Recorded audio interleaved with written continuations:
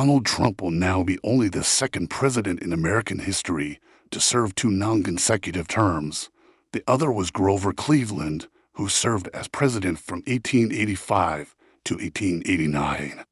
Got defeated by Benjamin Harrison, then got re-elected 4 years later to serve from 1893 to 1897. President Grover Cleveland was from New York. He was known for his rhetoric against immigrants and minorities, his pro-business and anti-union policies, and he had even been accused of rape.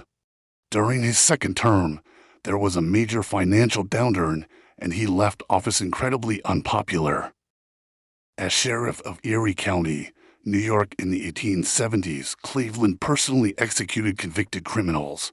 Most sheriffs would rely on deputies to do the actual hanging.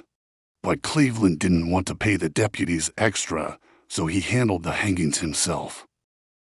A widow named Maria Halpin claimed that a sheriff, Cleveland, had taken her to dinner and then escorted her home and made sexual advances, which she resisted. She claimed he then became angry and violent and raped her. Maria became pregnant and gave birth to a son. Cleveland had the baby taken from her and placed in an orphanage. He claimed his sex with Maria had been consensual and that she was an insane, promiscuous, alcoholic liar. He had her committed to an insane asylum.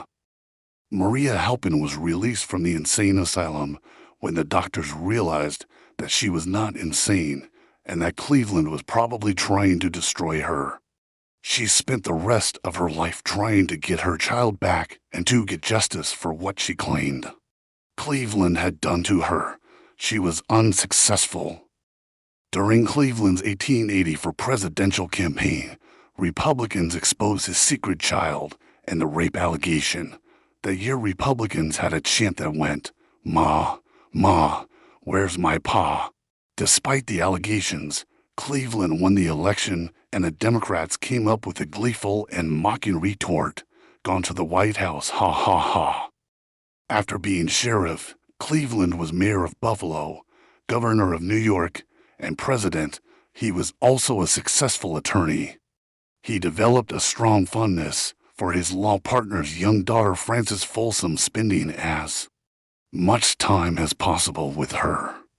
When his law partner died suddenly in an accident, Cleveland became the 11-year-old girl's ward and began grooming her to be his future bride. When people would ask him when would he get married, he would laugh and say, "When my bride grows up."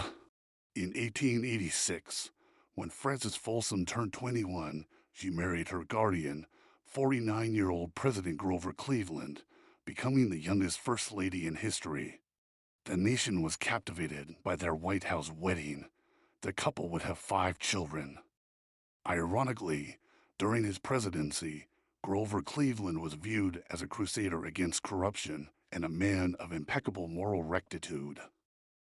Maria Halpin probably would have begged to differ.